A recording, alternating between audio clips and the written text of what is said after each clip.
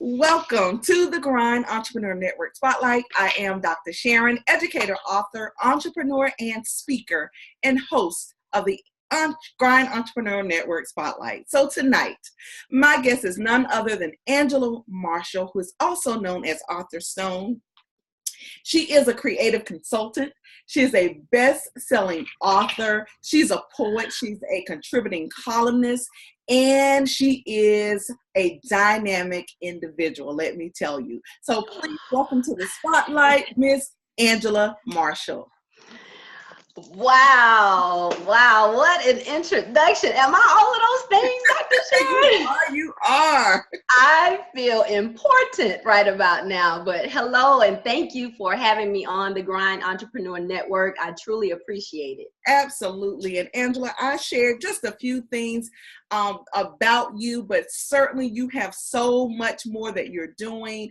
You have a new novel that's out, which we'll get to a little later, but I would love for you to share with the viewers a little more about Author Stone and Angela Marshall.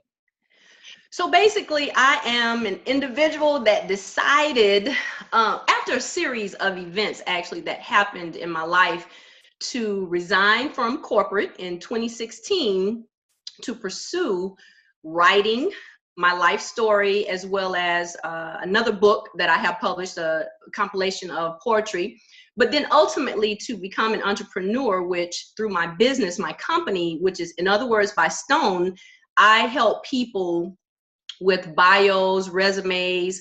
I write speeches, I do slogans, I do ghostwriting. I give resume tips, which is another thing that I will get into a little bit later, because I am actually coming up on my 2-year anniversary of being in business. And it's a big deal to me. I know that's a low number, amount of years to be in business, but I am very, very excited and thrilled to have made it, persevering thus far, trying to keep the business afloat, as well as more so my mind, not just the business, but more so just mentally staying focused and staying in the game. As I posted on earlier today through your flyer, you know, the hustle gets you in the game, but the grind helps you to win the game. So that's what we're in this entrepreneurship for, to win in life, to be successful and to be significant. Absolutely. And you know, you are so right. And having worked in corporate, and now you're having the opportunity to really do your passion, your literary passion, because you're so comfortable with the words. And I love that. And as the CEO of In Other Words by Stone, tell me a little bit about how you help individuals really capture what they're trying to say, because you do ghostwriting as well. And you use that skill, as you mentioned, to really update resumes and make them sound very nice and appealing. So talk to us a little more about that service. That's correct. So first, I want to say that I have been doing this as far as with words my entire life. I just did not know I could get paid doing it. It actually started out at the company that I was working for. I would do what we call DPRs, or evaluations. And it was just funny, Dr. Sharon, because like mine would be the only one when I would write it up, you know, when it was time for bonus, to dispense the bonuses, I would turn mine in or submit mine, and it would not be kicked back by our supervisor, but everybody else on my shift or in my surroundings was like, man, I got mine back. You know, what else does he want me to write? So I actually started helping them with, you know, with their DPR evaluations and things of that nature. And I said, you know, I might have a little knack for this. Maybe this is something that, you know, I could do on a full-time basis. So of course, me updating my resume, and then I would update my daughter, my son, they have friends. I've done their resumes and things of that nature, just because I've been in a business long enough to know how important words are. You know, what you're trying to capture, what you're trying to say, your target audience and things of that nature. So all of that definitely makes a difference. And I think I know that that's why, you know, you kind of need to go with a subject matter expert to help you with resume writing, with your bio, with electronic press kits, media kits. I've done all of those as well. Just really being in service, helping others to understand when you are putting yourself out there, it makes a difference to the company or the organization with the words, certain buzzwords or capture words, as I like to call them, that you utilize to make sure that you shine, because that's what it's all about. I think my best work would be on resumes. I like doing bios, but people can get a little finicky with their bios because they want them to be like large and long and wordy. And I'm more of a straight and to the point type writer. As most people will see in my work, as far as with my books and things of that nature, my books aren't 700 and 800 pages long. And not that there's anything wrong with that. It's just that that's just not who I am. I like straight, short, simple, to the point, but powerful words. Exactly. And that really transitions us to your latest novel. I had the opportunity to read and review and actually interview you about your book of poetry, which was absolutely phenomenal. Yes, thank you. I'm just so glad to bring you back again now, to talk about the services that you provide, and also your newest novel, Reality to Riches. I tell you, and I don't know if the viewers out there have actually had the opportunity to really know who you are, but this book here, I tell you, I'm just so proud of you and the work that's in here. So I really want you, and especially how you designed it, the content of it. I love it. And so I want you to really talk about this, because the sub, of course, title is The Story and Life of an Ex-NFL Wife. Correct. And so this is really something, and that's why the title is so compelling to me, Reality to Rags to Riches, because there's one thing that you said either was in your writing or something that you quoted was that you had everything, but yet you had nothing. Yes. That quote has stuck with me since I read it. I'm not sure where I read it. Maybe it was your bio. I'm not sure. But that has stuck with me because so many times people have everything, but really they have nothing. Yes, that's correct. Talk to us a little bit. Of course, we know that we don't give it all because we want them to buy the book. That's correct. That's correct. You can just give us a little bit about maybe the background and the process of writing this book. Well, I have been asked my entire life about the NFL lifestyle. Like literally, people, whether it's locally around Augusta, the CSRA area, which is where I'm from, which is where I work, where my business is at this particular time. And I've had quite a few others that have been abroad that will always ask, hey, I bet that was such an exciting life, or, oh my God, I would have loved to have done X, Y, Z. And don't get me wrong, as I state in the book, and I'm gonna use this old-fashioned cliche, it wasn't the NFL, it was me. So had I been a lot, had I been better prepared, had I been a little more mature and honest, oh my God, that just hit me. Had I been really honest with myself, I think that I would have been a lot more stable and more comfortable, not only with the skin that I'm in, but also just in that environment, in that surrounding, because it has a tendency to eat you up, so to speak, or swallow you from time to time. But I think ultimately there was a plan and there was a purpose for why I was in it at that particular time. And I think that it was for me to grow. Had a lot of growing to do, quite a bit. So when I speak to people, when I utilize that as my platform now, I tell people all the time, because they try to say, well, you can't do this or that. You can't live without money.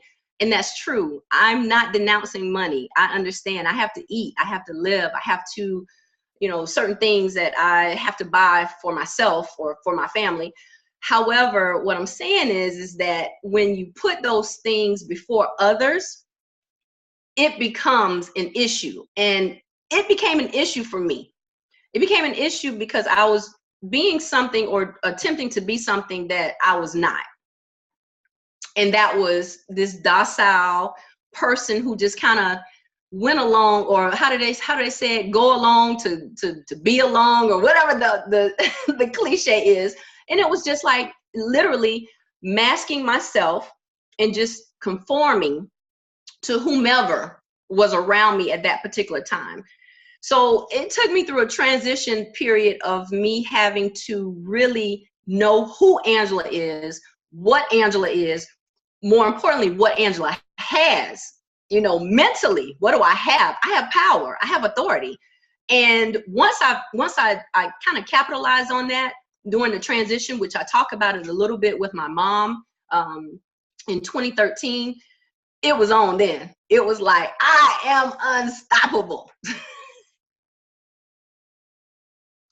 Absolutely. And you know, the just even starting with the introduction, and I'm just going to read just a few lines here. Starting with the rags. Rags taught me humility, agility, and possibility. I learned to be grateful when I am served, but more importantly, to be willing to serve others. The events during this period instilled fearless faith that grounded me and prepared me for true riches. That is powerful. Yes, ma'am. And you have the book, you divide the book into these categories: reality, rags, riches. Yes. And then you go on to say riches is not about what, but it's about who. I really want to talk about that for a little bit, the rags first. Okay. Humility, agility, and possibility, because I want you to take us through having everything, but inside maybe.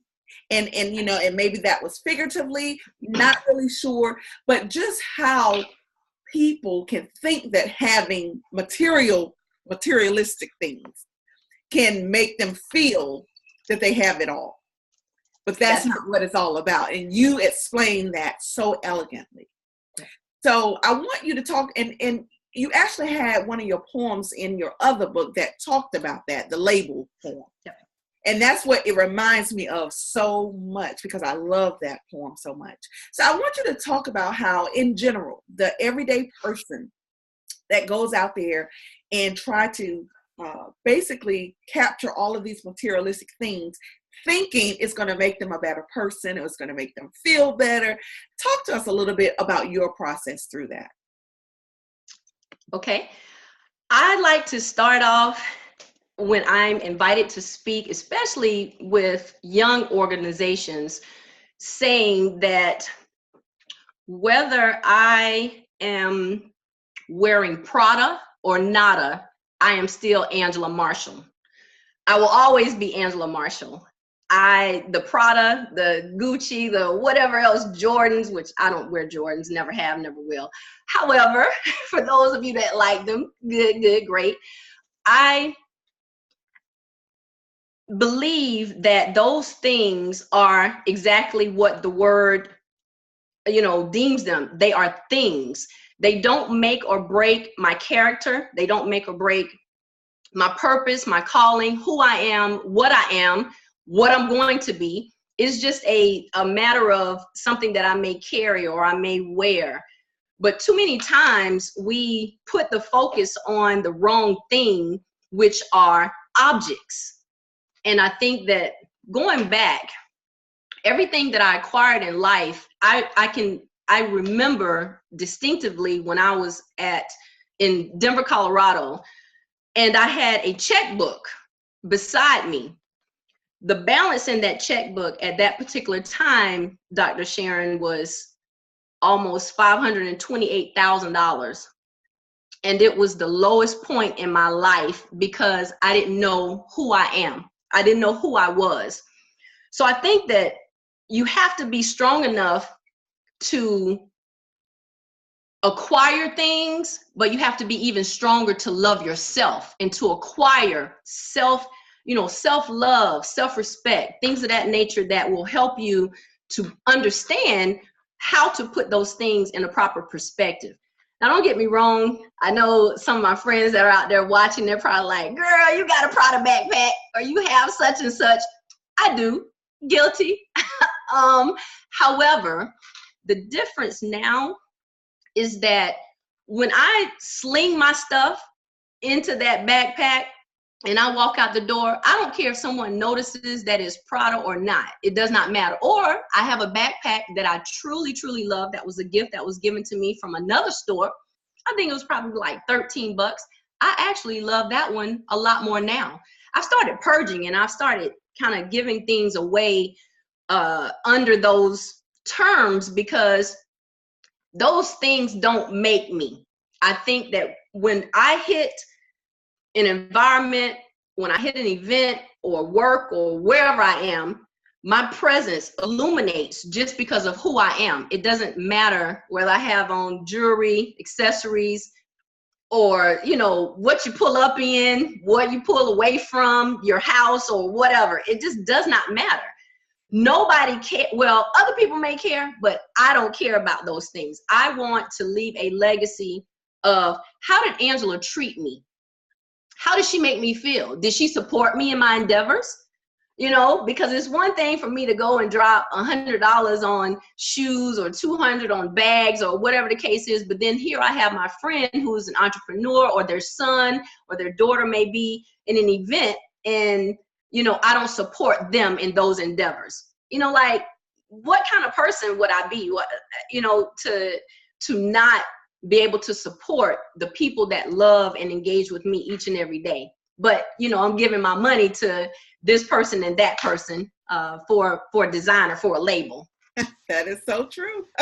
But, you know, people really think that those things, you know, give them some sort of, I don't know, it gives them this air about themselves that make them maybe larger than life. But the thing is that you have all of those things on the outside, but you're still uberly just, and that's probably not a word, but you're still just so empty on the inside. And that's how I felt. I felt really, really empty many, many, many nights, many days, many months, many years, to put it in perspective.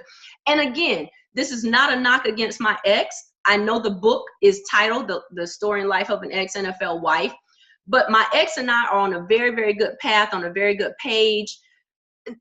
I think that for the most part, this was just about me and my journey and how I needed to grow, bottom line. So that's what I'm trying to capture in the book. Absolutely. And so in the rag section, you talk about speaking up and speaking out. And those are probably one of the two phrases that I love. Speak up, speak out. You talk about your silence and what it did to you, and how you are now encouraging others to be that voice. Sure. So talk to me a little bit about what speaking up and speaking out has done for you.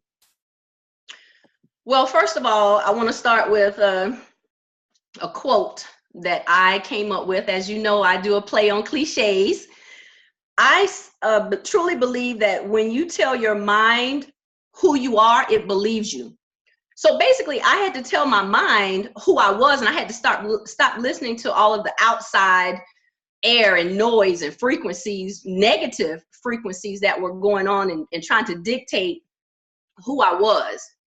So now I utilize my voice to empower and to enlighten and to enrich others, because I don't want them feeling the emptiness or the void that I felt for so long.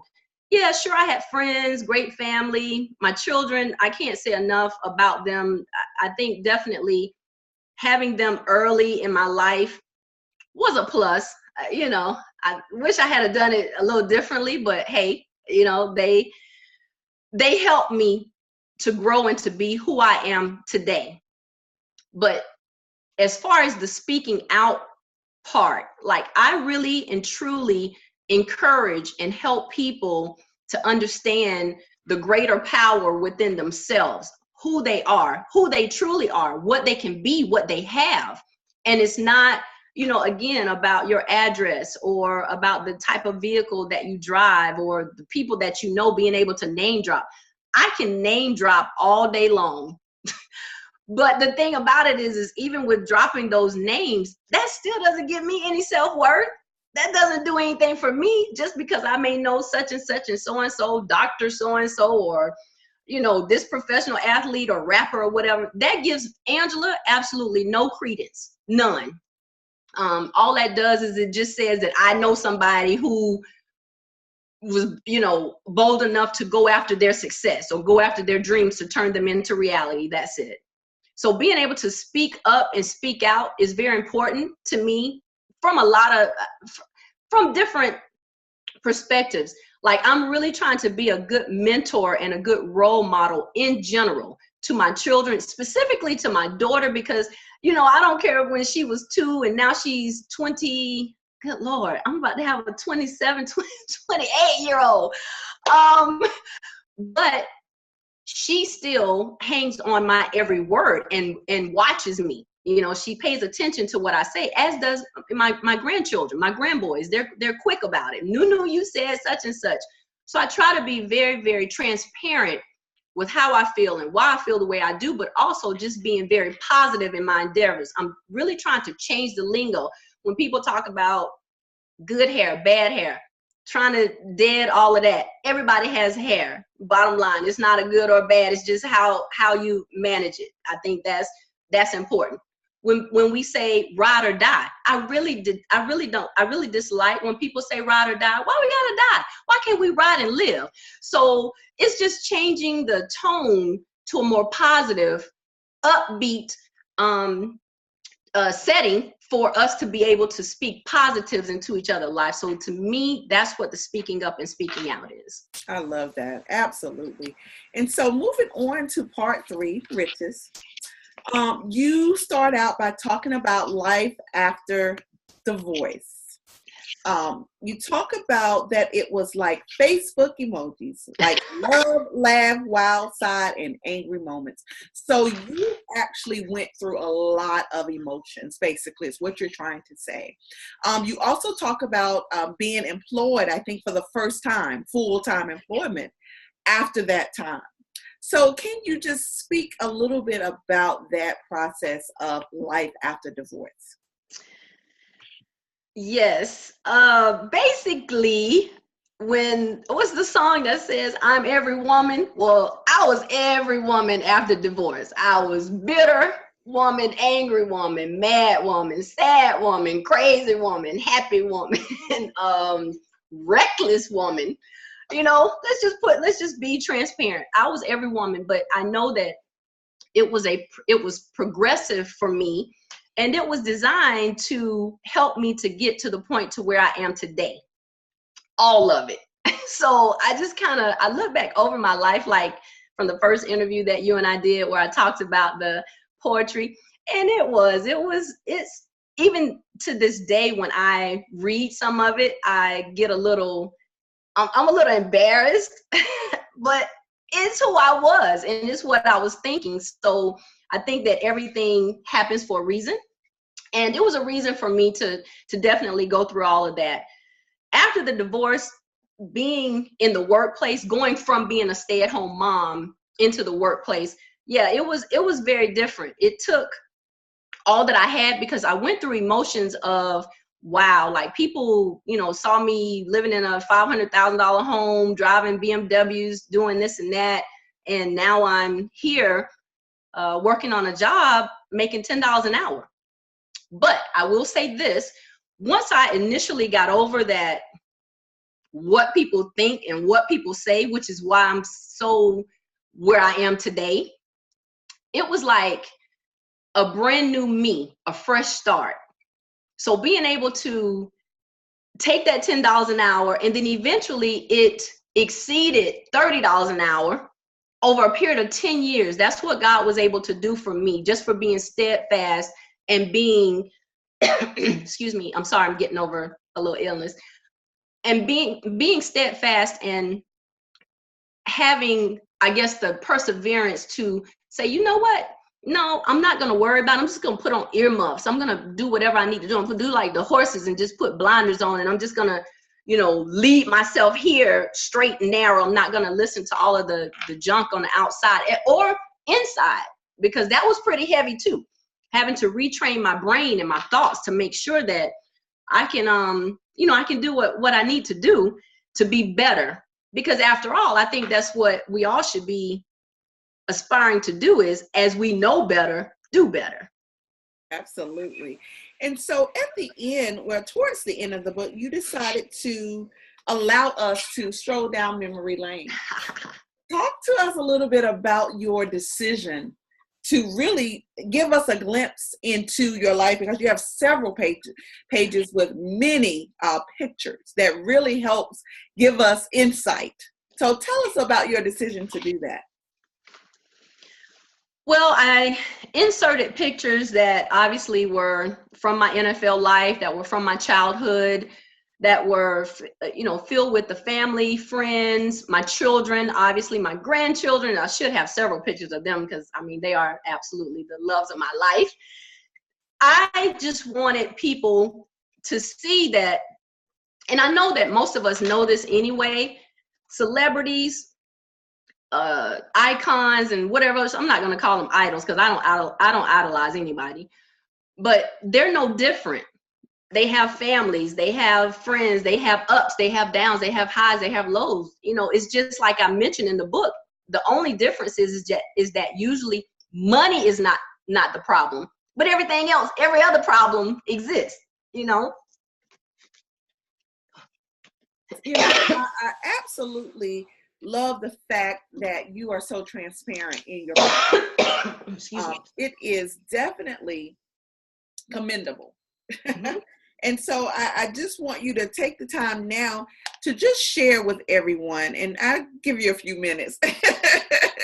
Yeah, just take the time to share with everyone where they can find your book, whether it's this one, Reality to Rags to Riches, whether it's your book of poetry.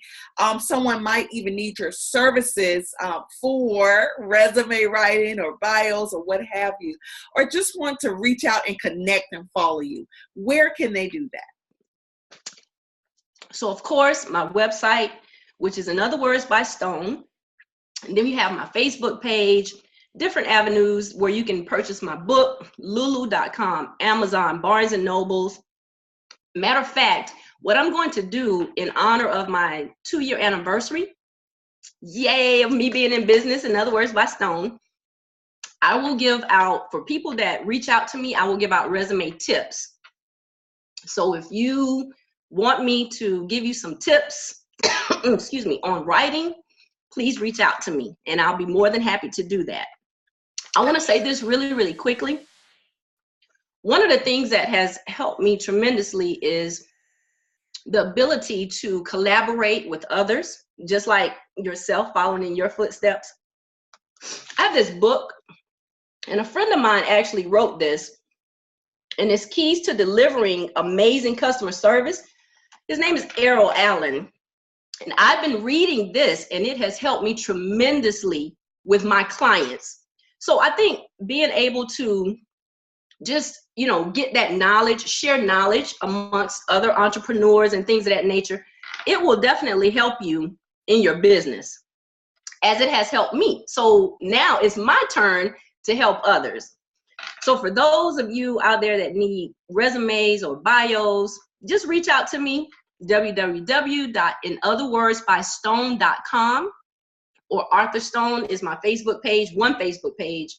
The other is The Story and Life of an Ex-NFL Wife. Send me a message, let me know, hey, do you have time? Can you give me some pointers, excuse me, or tips? And I'll be more than happy to do that. That is absolutely awesome. So guys, we will definitely put Angela's information in the comment section if you want to reach out and get those resume tips. That is awesome. And also, if you want to purchase any one of her books, we'll put that information in there as well. And finally, if you actually just need her services and need to hire her for your resume services, definitely. So we definitely want to do that. And I have to add before we go that Angela also is a part of my anthology, Women Who Lead, Extraordinary Women with Extraordinary Achievements. That book will be out in just a couple of weeks. So you definitely want to follow her if you're interested in reading her story in that book, all of her leadership journey, the obstacles, and all of the good stuff that she has to offer. Go on her page, purchase one of her books, or hire her for you. And she also does ghostwriting, guys. So many of you, I do Write the Book Now. I encourage people to get their story out if you need some assistance in getting that out, she provides that assistance also. So definitely reach out to her. Again, this is my wonderful, wonderful friend, Angela Marshall, also known as Arthur Stone. Yes. And, you would think that we've met and know each other for years, but it's coming. I just feel so connected to you, Angela, and always appreciate you for all that you do. So thank you for being a part of the show tonight and being in the Grind Entrepreneur Network. Yes, well, thank you also, Dr. Sharon. You know, I said all the time to you, it's a gospel song that said, I can't thank him enough. I can't thank you enough. You and Errol, my friend Jennifer Howard, who is just, the minute I say, hey, I got an appearance or I have this, they Johnny on the spot, ready to help out in any way. Lisa Collins, who stepped in and actually designed the book cover for me, front and back. Like, that's true friends, you know, that's true sisterhood. So yes, thank you so much for having me on. I appreciate it. Absolutely. And guys, thank you for joining and making comments. Plenty of comments for you, Angela. And so I'm sure that's all of your supporters. I appreciate you guys. And those of you who will catch the replay, I thank you as well. And this has been another episode of the Grind Entrepreneur Network Spotlight, where we features entrepreneurs on their grind. And so, Angela, with In Other Words by Stone, we want you to keep grinding. So thank you so much.